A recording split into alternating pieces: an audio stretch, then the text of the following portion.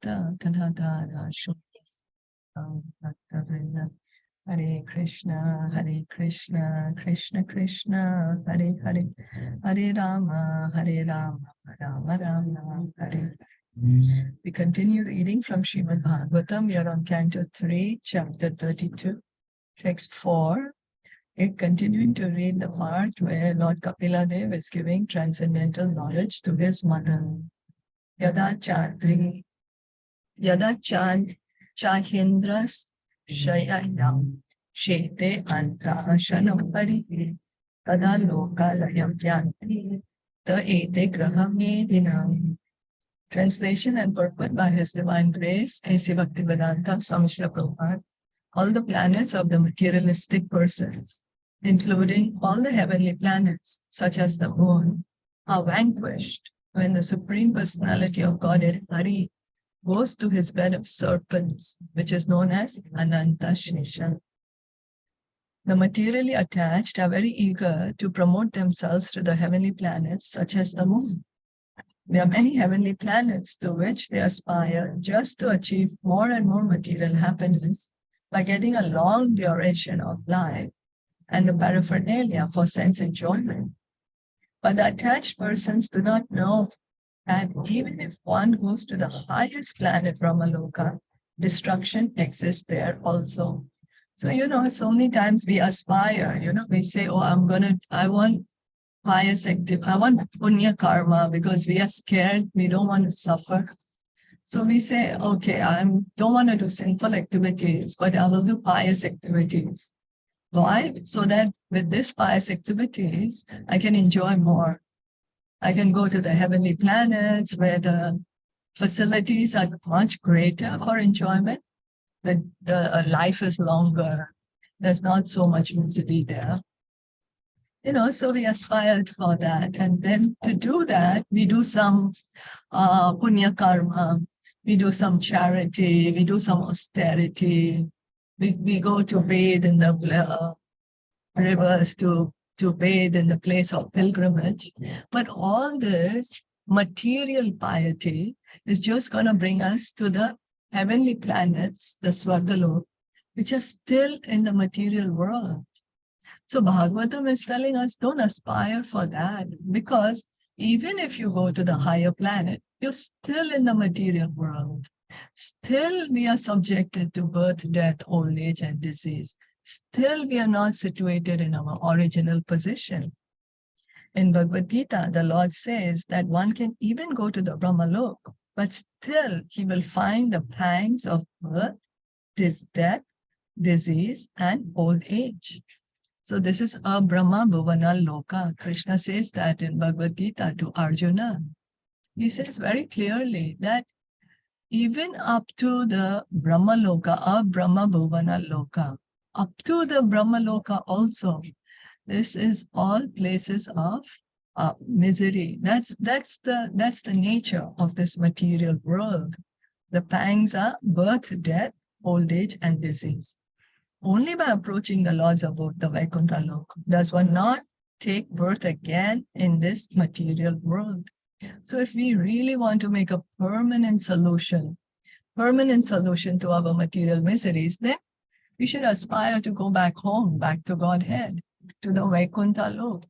Once we reach the Vaikuntha Lok, we don't need to come back to the material world again. We do not need to take another material body. The Grahamedis or materialistic persons, however, do not like to use this advantage. They would prefer to transmigrate perpetually from one body to another or from one planet to another. They do not want the eternal blissful life in knowledge in the kingdom of God. So we were hearing the difference between the Grahamedi and the Grihast. Both are householders, but one is only interested in sense gratification and continue living in this material world, life after life. As Prabhupada is saying, perpetually migrate from one body to another. Whereas the Grihast, he is also a householder. He is also in the family life. But he tries to cultivate spiritual knowledge. He tries to understand the truth. He tries to understand his relationship with Krishna and goes back home, back to Godhead. Did anyone want to add or comment anything? I'm sorry, we still have something to read. So there are two kinds of dissolutions. One dissolution takes place at the end of the life of Brahma. At that time, all the planetary systems, including the heavenly systems, are dissolved in water and enter into the body of Garbhodaksha Vishnu, who lies on the Garbhodaka ocean on the bed of serpents called Shesha. So there are two dissolutions here in the material world. One is when Lord Brahma dies. That time there is total, complete dissolution. The entire universe is collapsed. Everything enters into the body of Garbhodaksha Vishnu. So where is Garbhodaksha Vishnu lying? He's lying on the Garbhodaka ocean. Garbhodaka ocean is the water which fills the bottom half of the universe. And what is Garbhodaksha Vishnu lying on? What's his bed? That's the Ananta Shesh. And there is another dissolution.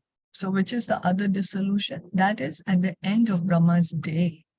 Brahma's day is 12 hours. So when Brahmaji, when he goes to sleep at night, what happens is the lower planetary systems are destroyed. So the higher planetary systems like Mahalok, Tapalok, Janalok, those are not destroyed. But the Patal-lok, up to this Bhulok, the earthly planets, even Svargalok is destroyed. Even the heavenly planets are destroyed when Brahmaji goes to sleep at night. But the higher planets, the planets of the sages, the four Kumaras, those are still existing. So what happens is those inhabitants, because there's a fire coming from Ananta Shesh, from the bottom of the universe, and that's how the bottom part of the universe is destroyed, they go up to the higher planets to get relief, So they go to the higher planets. When Lord Brahma rises after his night, these lower planetary systems are again created. So when he wakes up in the morning, then again he creates the lower planetary systems, the hellish planets, the earthly planets, and the heavenly planets. The statement in Bhagavad Gita that persons who worship the demigods have lost their intelligence is confirmed in this verse. These less intelligent persons do not know that even if they are promoted to the heavenly planets, at the time of dissolution, they themselves, the demigods, and all the planets will be annihilated. They have no information that eternal blissful life can be attained. So Krishna says that, he says in Bhagavad Gita to Arjuna, that if we worship the demigods, he calls us unintelligent. Krishna is calling us unintelligent. The same is being said here in Bhagavatam. Lord Kapila Dev is saying the same thing, that if we worship the demigods, we are unintelligent. Why is that? Because then we are using our time and energy to worship the demigods. And then what happens when we worship the demigods? Krishna says, you worship the demigods, you will go to the planet of the demigods.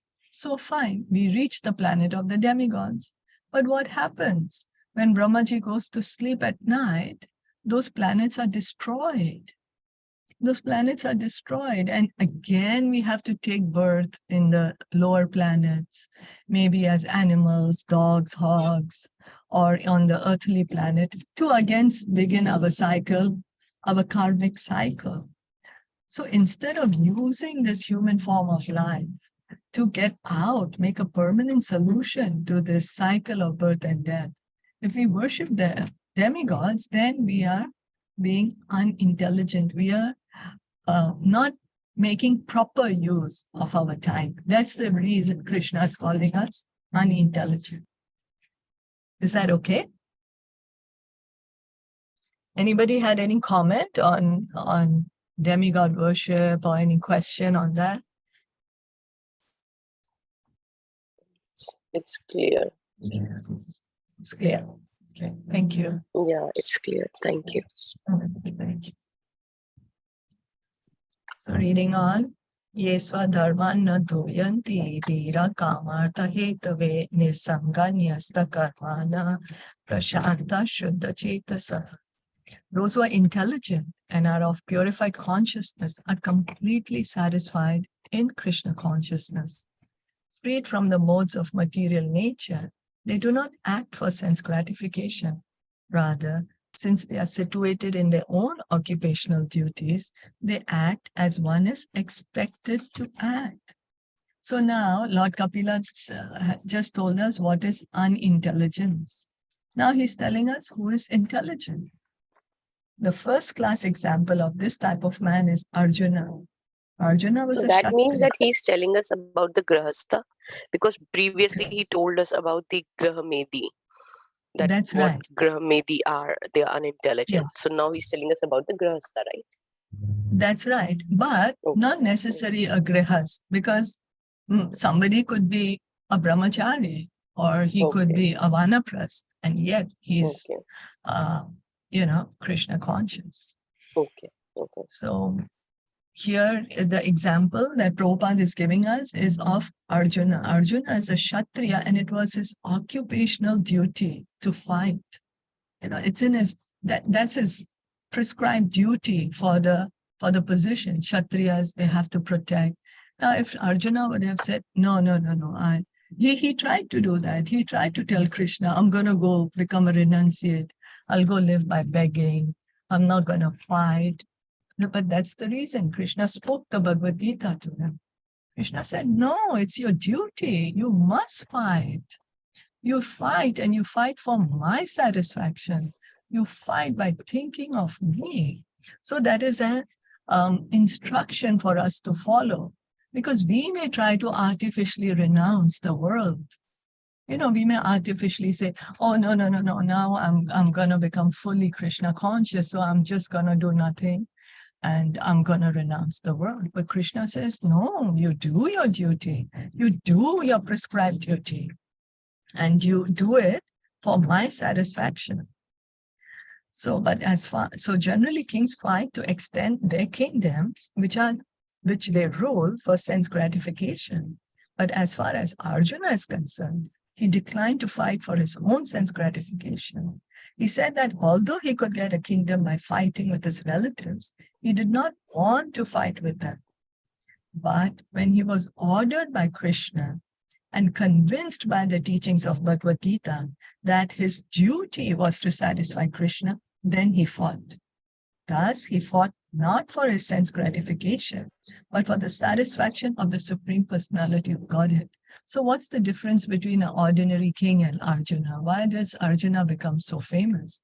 Other kings are also fighting. Why don't they become famous? Why? Because if a king is fighting just to increase their kingdom, for their own sense gratification, to become more, to feel more powerful. Okay, I have become more powerful. I have done this. I have done that. So that is not what Krishna is saying. Arjuna is famous because he fought for the satisfaction of Krishna. He's doing his duty. He's acting in his modes, but for the satisfaction of Krishna. I'm going to pause for a moment and then I'm going to join back. So please bear with me. Yeah. Okay. So reading on, persons who work at their prescribed duties, not for sense gratification, but for gratification of the Supreme Lord, are called nisanga, freed from the influence of the modes of material nature. So we are all acting under the modes of nature. As the modes make us dance, we dance. Now, what we need to do is we need to act for the satisfaction of Krishna. Let me do my duty to the best of my ability so Krishna can be pleased. When we do that, that is nisanga.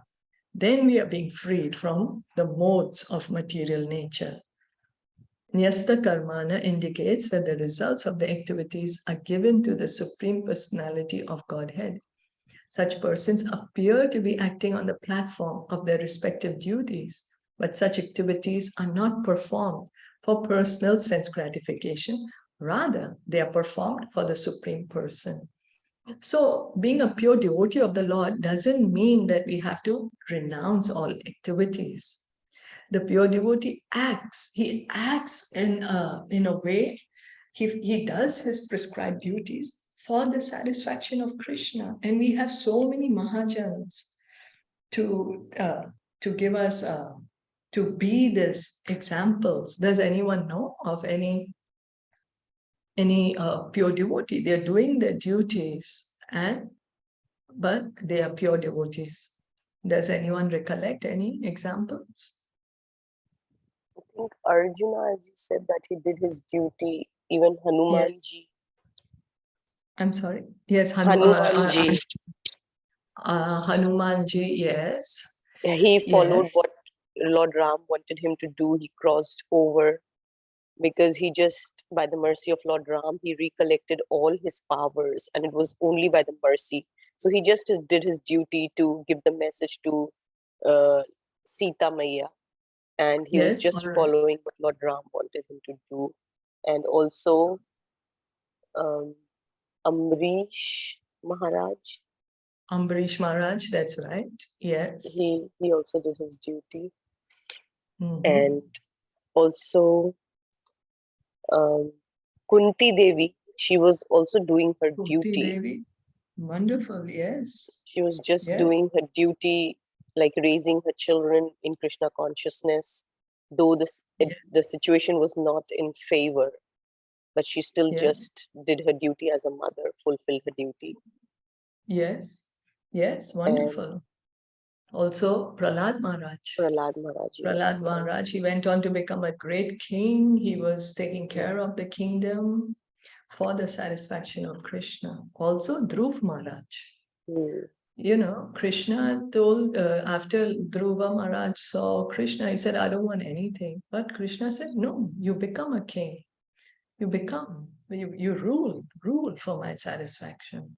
So these great personalities, they did their prescribed duties for the satisfaction of Krishna. That's what we have to learn also. We also should have a duty to the best of our ability for the satisfaction of Krishna. So such devotees are called prashanta, which means completely satisfied. Because they're doing their duty for Krishna's satisfaction, so that's why automatically they are satisfied. Shuddha Chetasa means Krishna conscious. Their consciousness has become purified. In unpurified consciousness, one thinks of himself as the Lord of the universe. But in purified consciousness, one thinks himself the eternal servant of the Supreme Personality of Godhead. So material life is we think I am God. I am great. Why should I surrender to God? Who is God that I need to surrender to him? I'm God myself. I've just forgotten it. So this is material conditioning, unpurified consciousness. Then the purified consciousness is understanding God is great. I am not God. I'm just a tiny part and parcel of God. I'm eternal servant of God. And I have an eternal loving relationship to God. So putting oneself in that position of eternal servitorship to the Supreme Lord and working for him perpetually, one actually becomes completely satisfied. So we need to work. You know, we can't just not do anything. Not possible for us. At least we'll eat something, you know. If nothing else, we'll go eat something or we'll speak something. So, but all this, if we can put Krishna in the center, put Krishna in the center of our activities, then that is complete satisfaction. As long as one works for his personal sense gratification, he will always be full of anxiety. That is the difference between ordinary consciousness and Krishna consciousness. So when we are saying, I'm doing my prescribed duty, I'm so great, I'm doing it. You know, when we put ourselves in the center, I'm doing it so because I'm going to get this from it. I'm going to get that from it. I'm going to get name, fame, adoration, worship. I'm going to get control. I'm going to manipulate. You know, there's so many intentions we might have. But if we can simply do our duty for the satisfaction of Krishna, then that will bring us satisfaction. That will bring us to Krishna consciousness. Then we are working for the satisfaction of Krishna.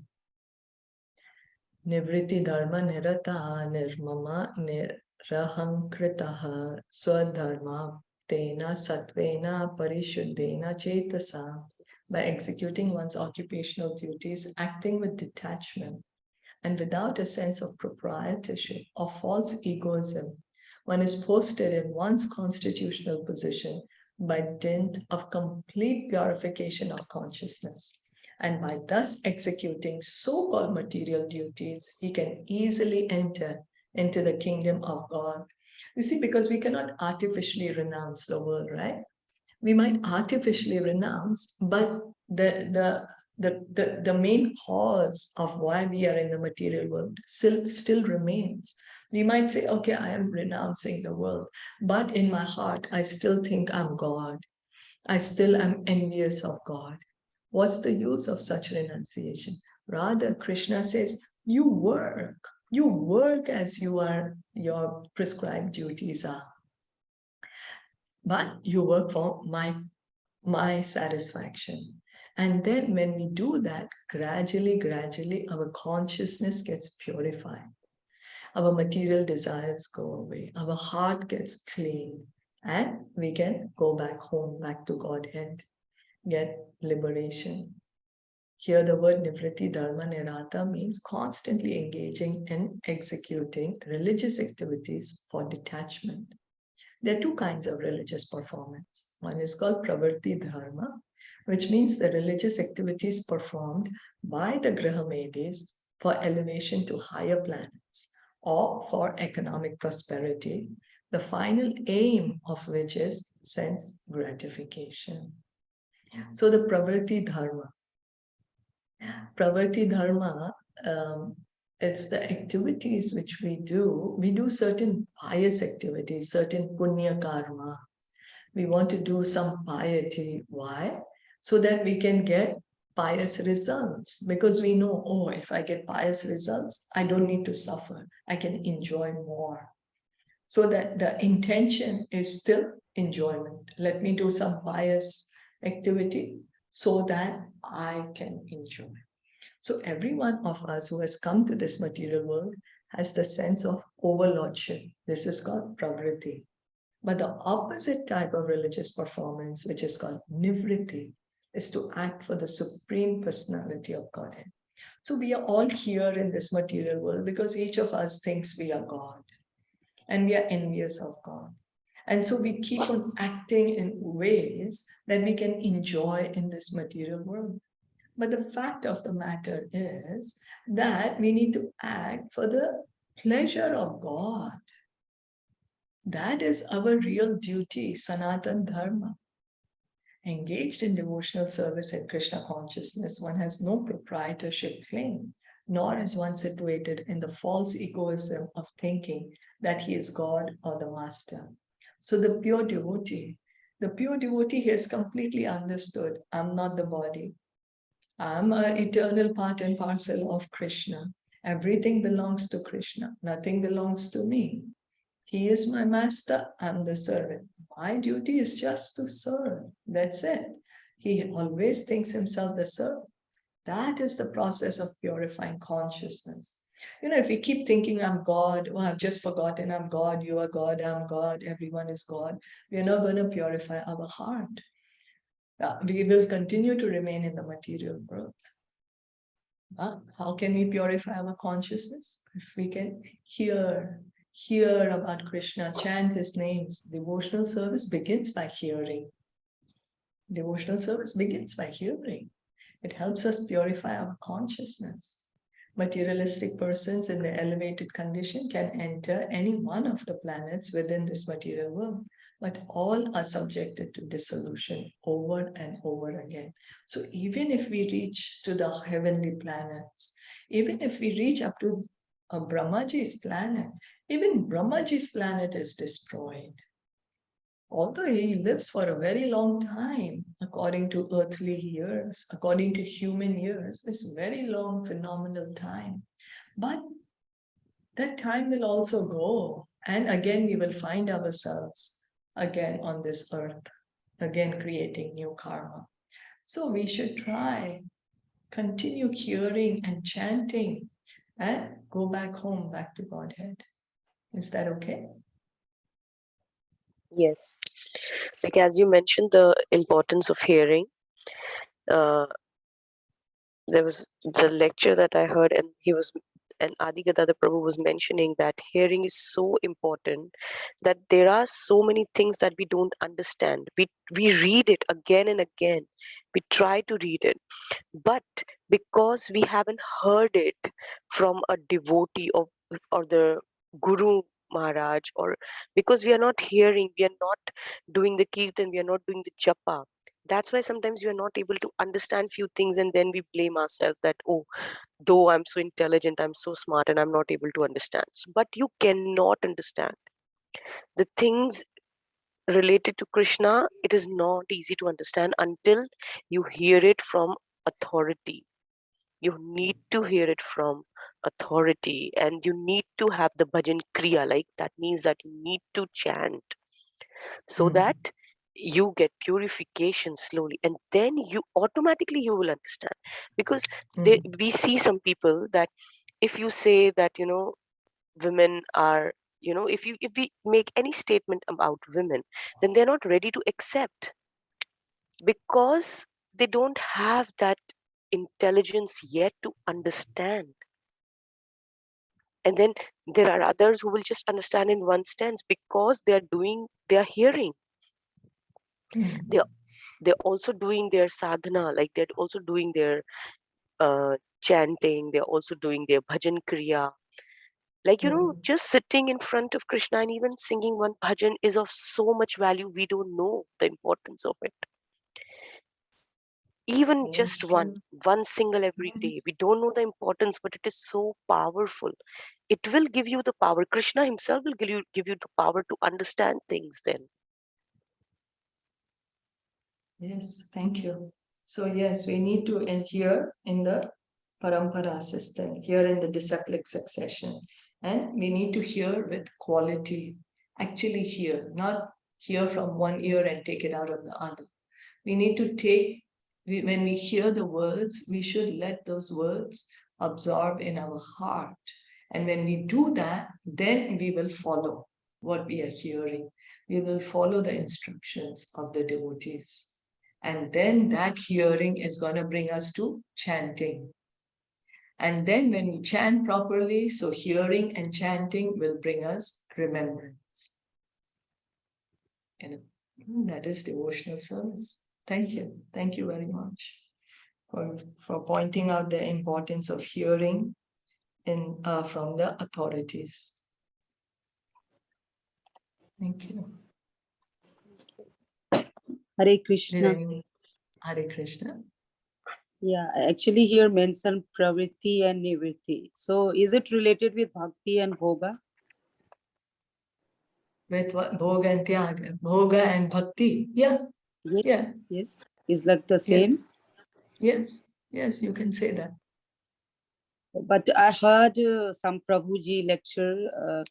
So he was saying like a person, either he can do Bhakti or he can live with Bhoga. So what exactly mean by Bhoga? Bhoga means our Grihasthashram, or Bhoga means the materialistic lust with like attraction and lust with the things. What exactly? Yeah. Bhoga means the desire to enjoy the senses. As you just said, material desire, material lust.